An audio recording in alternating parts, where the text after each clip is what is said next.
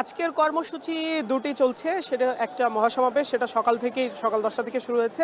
অন্যটি তারা যেই আমরণ অনশন, আগে এটি অনশন ছিল, এখন আমরণ অনশনে পরিণত হয়েছে। তারা জানিয়েছেন কিছুক্ষণ আগেই এখানে শিক্ষকদের যে 3 দফা দাবি সেটির সঙ্গে একাত্মতা পোষণ করতে বিএনপির যুগ্ম মহাসচিব শহীদুদ্দিন চৌধুরী আনিয়ে এসেছিলেন।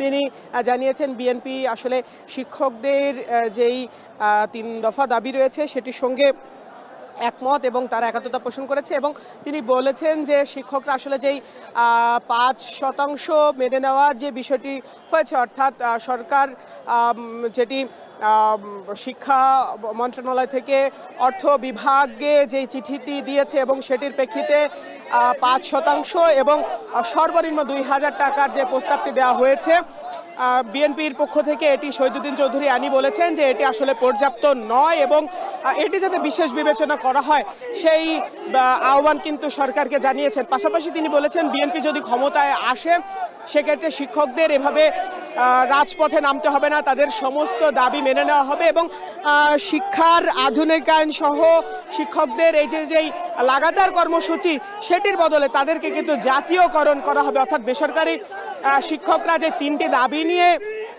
এই টানা 9 দিন ধরে তাদের আন্দোলন চালিয়ে যাচ্ছেন, 20% বাড়ি ভাড়া, 1500 টাকা চিকিৎসা ভাতা সহ 75% উৎসব ভাতার যে প্রজ্ঞাপনের দাবি জানিয়েছেন, এই দাবির প্রেক্ষিতে তারা বিভিন্ন ধরনের কর্মসূচি পালন করছেন, সেটির সঙ্গে আসলে বিএনপি একমত। এবং আমরা দেখতে পাচ্ছি যে এখানে সারা দেশ থেকে প্রত্যেকটা জেলা উপজেলা থেকে কিন্তু শিক্ষক কর্মচারীরা এখানে এসেছেন এবং পুরো শহীদ মিনার আসলে কানায় কানায় পূর্ণ। তারা বিভিন্ন ধরনের স্লোগান দিচ্ছেন, তারা বলছেন যে তাদের যে দাবি সেই দাবিগুলো যৌক্তিক এবং এর পাশাপাশি তারা কিন্তু আমরণ অনশনও চালিয়ে যাচ্ছেন। মূলত শিক্ষকরা 1000 টাকা বাড়ি ভাড়া পান, যেটি বলছেন যে তারা পর্যাপ্ত নয় এবং তাদের চিকিৎসা ভাতা দেওয়া হয় মাত্র 500 টাকা, যেটি তারা 1500 টাকা করার দাবি জানাচ্ছেন।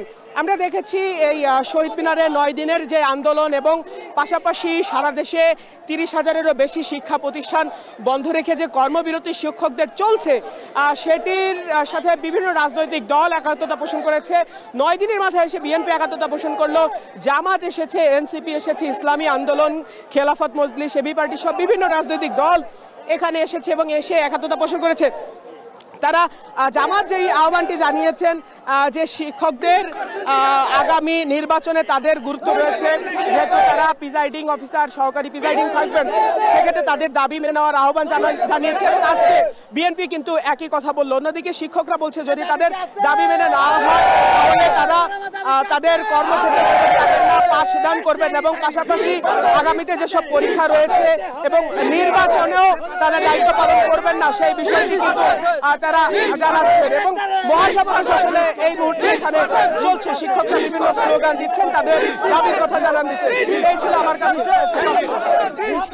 এমপিওভুক্ত শিক্ষকদের মহাসমাবেশের সবশেষ খবর জানাতে কেন্দ্রীয় শহীদ মিনার থেকে যুক্ত ছিলেন সহকর্মী বাইজিদ সাদ।